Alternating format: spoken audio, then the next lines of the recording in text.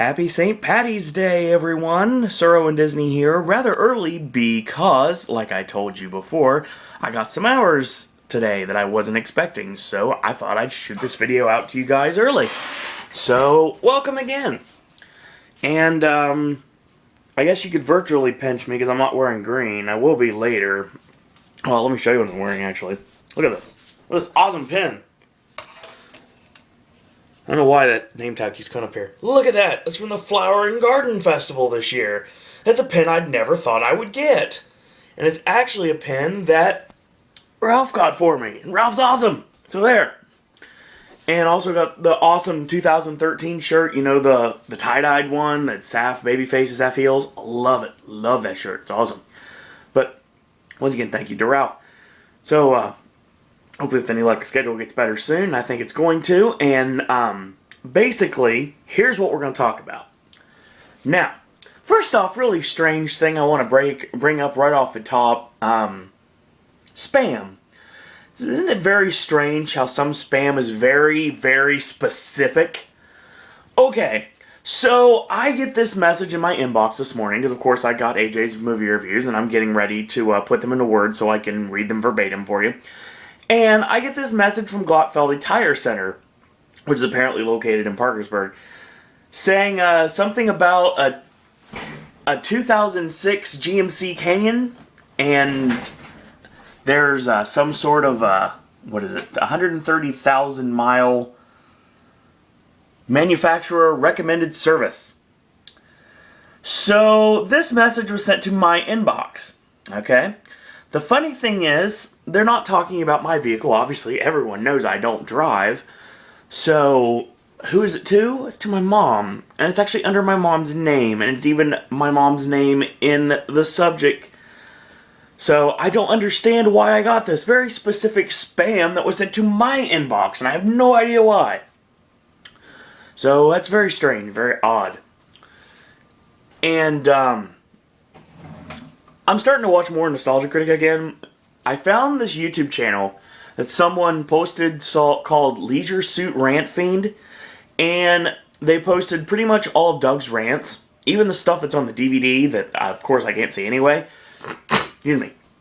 I'm referring to the Blues Brothers Super Nintendo game, and probably other things as well. And I'm starting to rewatch Nostalgia Critic. I got a lot of time on my hands this week, so that's what I think I'm going to do. Most of the time is going to be spent watching Nostalgia Critic episodes, so we can prepare ourselves for something that's coming in the near future. Oops, so let the cat out of the bag. But not really, because I'm not really talking about it.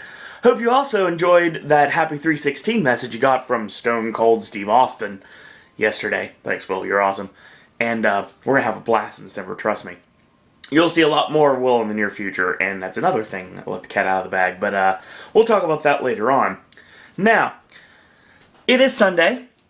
It is really freaking early this Sunday. It's 9 a.m. and this is totally not the time I would normally wake up. Actually, that's not true. It's still not the time I would normally be filming anything. So, we're going to talk AJ's weekend movie reviews. And like I said before, AJ did two movies that were in limited release this week, which were Straight A's and Ginger and Rosa. And two movies that came out in theatrical in every area that I know of, The Call and The Incredible Burt Wonderstone. Now, we would have liked, obviously, to have seen Spring Breakers this weekend. I know a couple people on Twitter did see it, but unfortunately it's not going to come out anywhere in this area, so it's going to be an internet download, most likely. So, that's going to be the deal with that. But we're going to talk our four movies. As usual, let's put out the caveat that it is AJ's opinion, and only AJ's opinion. I may agree, or in this case today, like with Burt Wonderstone, I might disagree. So, this is AJ's opinion, and then I'm going to read it 100% verbatim for everyone to read. So, let's get you into the world of the movie I waited a year for, The Incredible Burt Wonderstone. Excuse me. Change in temperature. Unable to avoid the obvious comment, I'll go ahead and tell you The Incredible Burt Wonderstone is anything but incredible. It clearly has a good setup, and the actors are funny enough to make it able to pull off, but something somewhere went completely awry. This is the story of the young bully boy named Burt, who gets a magic kit endorsed by famed magician Rance Holloway, which is Alan Arkin, which inspires him to grow up to become a famous magician himself. with his friend Anton along with him. Throughout the years, Burt and Anton, which are Steve Carell and Steve Buscemi, go from rising stars to at the top of the world to sparsely populated auditoriums. Their careers are quickly brought to a standstill when new hip magician Steve Gray, which is Jim Carrey, comes on the scene. He partakes in grotesque, shock value magic to get his audience, and to take the wonderfully appetizing scene where he takes the "is this your card" trick to a whole new level by literally cutting his face open and pulling the card out of his bloody cheek. The first and biggest problem with this movie is its main character. We never really get a good idea how this happened, but once Burt becomes the famous magician he's always wanted to be, he turns into a creepy, horny douchebag. I mean, seriously, this guy's obsessed with sex to where it could really be a mental problem. I don't get it. Despite being bullied, Burt seemed like a really nice normal kid. Where the hell did this persona come from? He's also incredibly unlikable, treating everyone around him like either a sex object or a welcome mat. He particularly walks all over poor Anton, who somehow didn't change a bit from when he was a kid. But unfortunately, this setup also leads to the great, often hilarious Buscemi having nothing to do.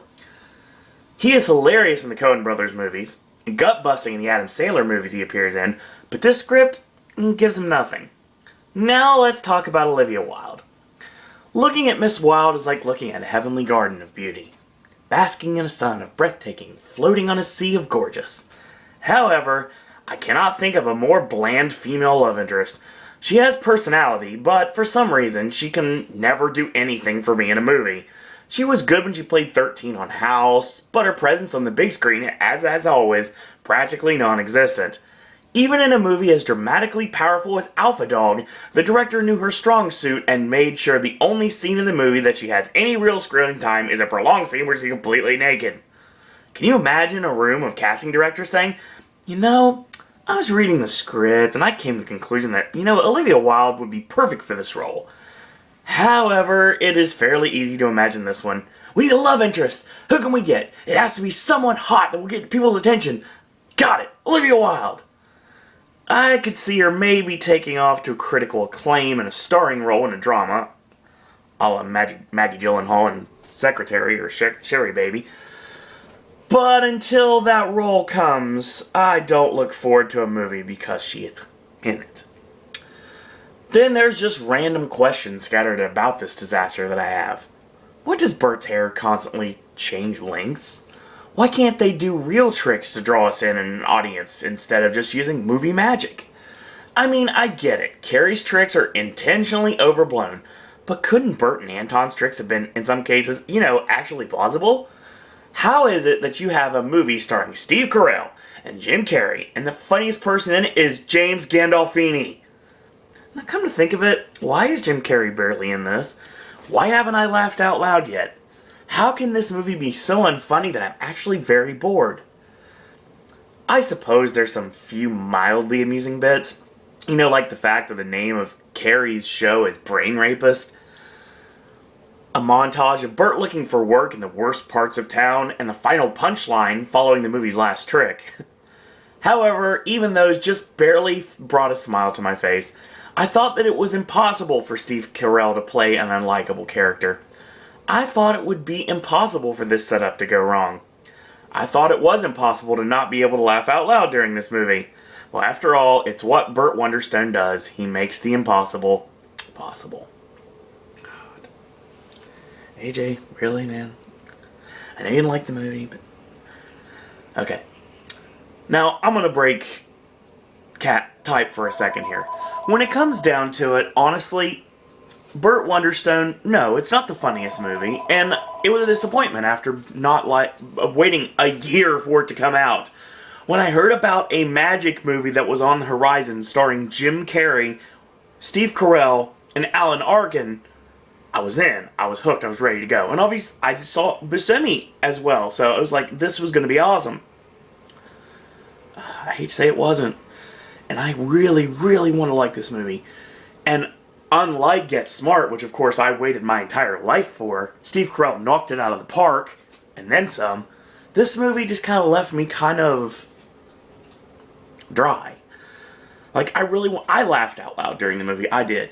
And I was amazed by the awesome magic tricks that I saw in the movie. Obviously because I'm a magic fan. And David Copperfield, who appears as himself in the movie, actually was magic consultant for the film. Just like Lance Burton was magic consultant for Oz the Great and Powerful, which was last week's movie. But I liked it from that perspective. But as a movie, as a comedy movie, it failed. I didn't say I hated it. Obviously I didn't. I liked it a lot more than AJ did, from judging from the review. But when it comes down to it, actually it was a letdown. Overall, it was a total letdown. So, but something that me and AJ did agree on. Let's talk about the call.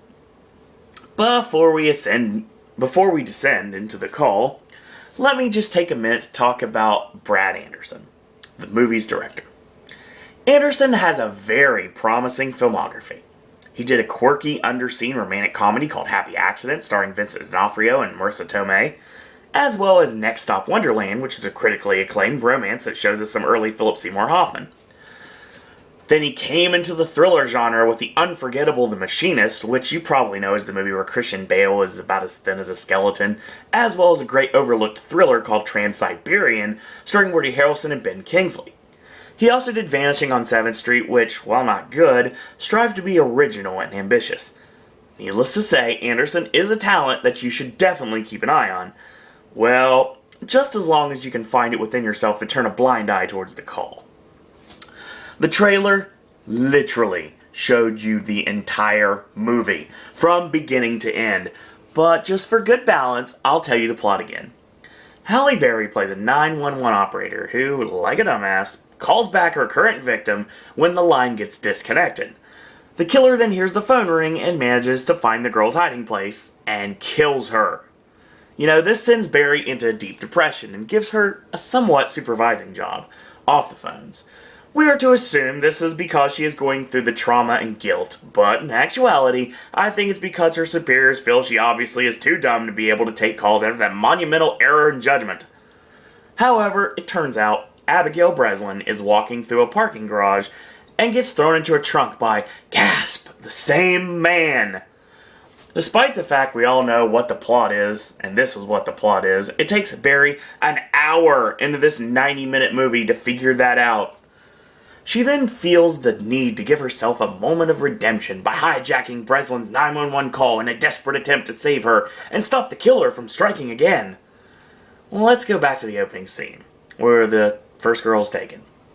You know, it's funny I use the word taken in this particular scene of a girl hiding under the bed while on the phone before being dragged out from under the bed and abducted. Very, very familiar. Liam Neeson called, and you know what he said?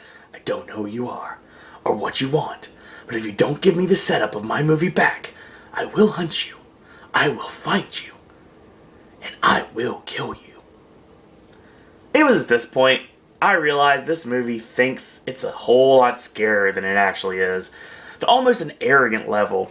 The killer's scary face makes him look like he has just been kicked in the nuts. Well, after the girl is taken, the killer begins to pick up the phone and he says, "Good luck." Oops, wrong movie again. I mean, he picks up the phone and breathes into it heavily, to the point that he's actually hilarious. His breathing, it sounds like Mel Gibson on those phone calls to Oksana Grigorieva,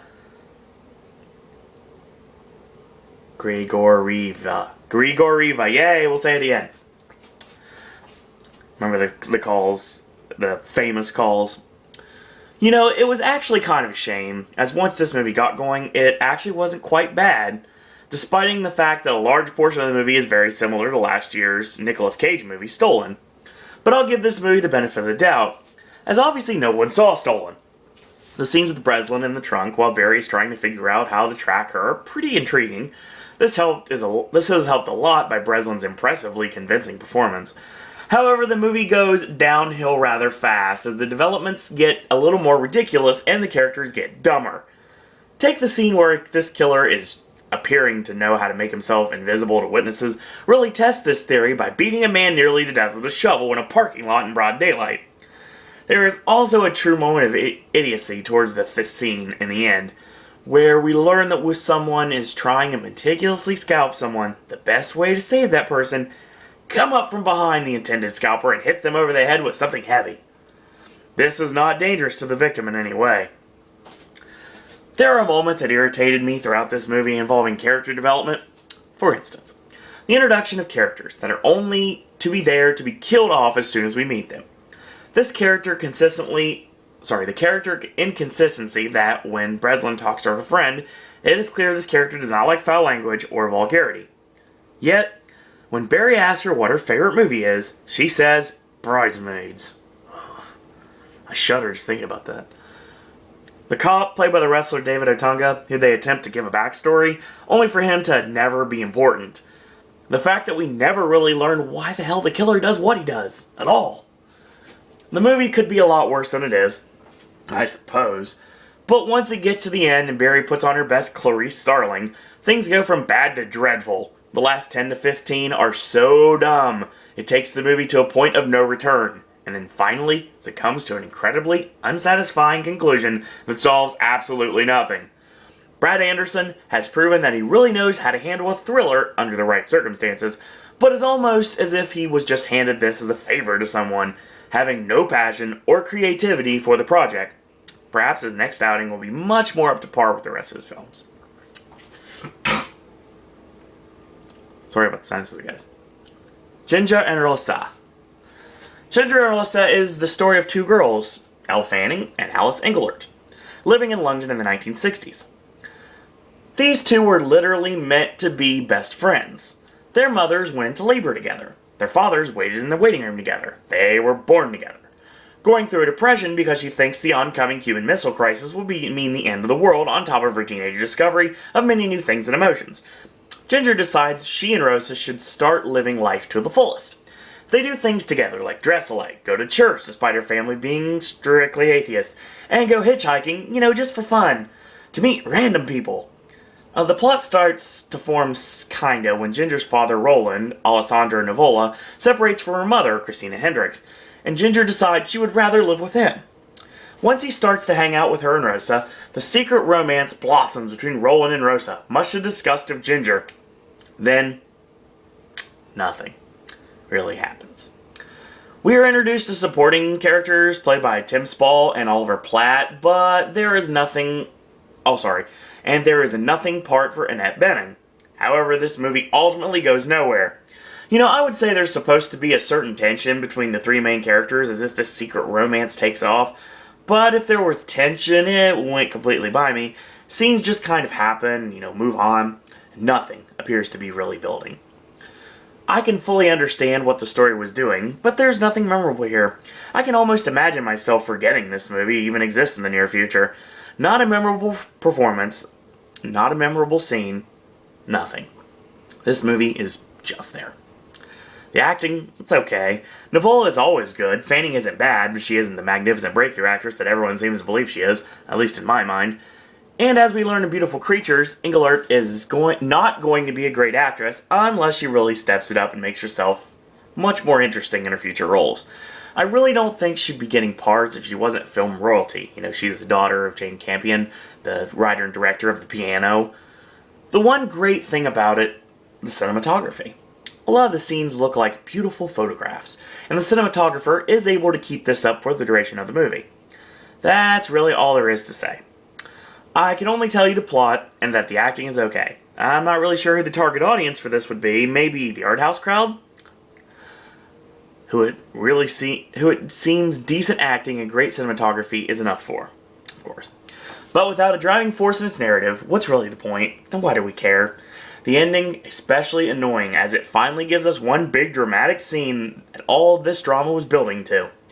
However, this scene ends quickly, and before there is a solution to anything, the movie just ends. Maybe the movie needed to be longer.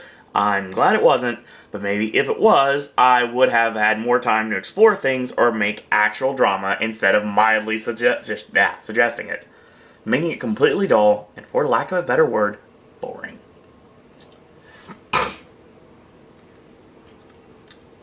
Let's talk about straight A's. It's a real shame about this movie. It was going so well, for the most part. But then it's like the winner... Sorry, wow. That's like the right... I just woke up, sorry. Then it's like the writer and director just completely lost their minds. The story is about Free Spirit, former drug addict Scott, Ryan Phillippe, who returns to the home of his brother Willie, Luke Wilson, and his old high school girlfriend, Catherine, Anna Paquin. The thing is, Willie and Catherine are now married and have 2 children, and Willie is out of town trying to close a deal. Despite the reluctance of Catherine, Scott sticks around, and you know trouble is abound when we see her decide not to tell Willie his brother has made an unexpected visit. So he manages to charm the children and eventually gets Catherine to come around and not mind so much that he is around. At this point, the movie is going pretty well. Phillippe has the right charisma for the part, and he makes it very easy to watch. He's charming, funny, and you feel for him when he feels outcast. Paquin also isn't bad, even when the child actors are quite good and believable. It's a nice comedy that was actually pretty funny and lighthearted. At least that's what it felt like. What really does the movie in, however, is how poorly made it is. The director is the man that made Wonderland, you know, the John Holmes movie starring Val Kilmer, which I liked quite a bit. The movie starts to have a very weird feel, when random scenes of Willie that only last for about 30 seconds at a time, as if they think the audience will forget he exists. They feel like they come from a completely different movie. The most distracting thing is the constant use of lens flare. Yes, I think this might use the lens flare even more than J.J. Abrams does, and trust me, that's a lot of damn lens flares. In Abrams movies, it kind of fits. You know, there are sci-fi movies, and then they give the movie the Abrams feel. This is a small comedy, but what good could all that lens flare possibly have in the story? I mean, it's seriously consistent. Constant. The movie really goes off the rails when the inevitable scene happens when Willie comes home and learns the hard way that his brother is back. Willie is already a bland character, which I assume the director knew, since for a while he only showed him in those 30-second intervals, but never mind. But we also progressively learn that these two probably should not be married. Catherine almost succumbs to falling back in love with Scott, and Willie comes dangerously close to a one-night stand with a colleague. For a reason we don't really know, Willie is very unhappy to see Scott. I suppose it's because he can sense that Scott has done the whole make the entire family love him more thing. I mean, hell, we even get the kid has a big moment on stage that helps him get a good grade with the offbeat family member with said offbeat family member cheering him on from the bleachers thing. There's also a subplot with her father, Powers Booth, you know, Scott continuously tries to make amends with, but he doesn't know him because he really has Alzheimer's, which Scott believes he's faking anyway. The movie really loses it, though, when a last-minute plot development turns the rest of it into a full-on drama with the tradition of tear-jerking Lifetime movie. In the tradition of the tear-jerking Lifetime movie. I don't know. My tears weren't jerked for the simple fact that I was so confused with this weird-ass random as alternative events. It was so disappointing. Because I really liked this movie for about 45 minutes, or so. Suddenly it just wanted to be something incredibly deep and profound, but all it just came off so weird. This is probably one of the most unexpectedly bizarre movies I've seen in quite some time. I don't even know if that's a compliment or not. So, I'm going to close this.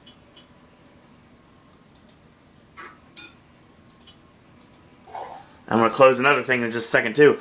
Folks, that's AJ's Weekend Movie Reviews. Next week, we're doing Olympus Has Fallen and The Croods,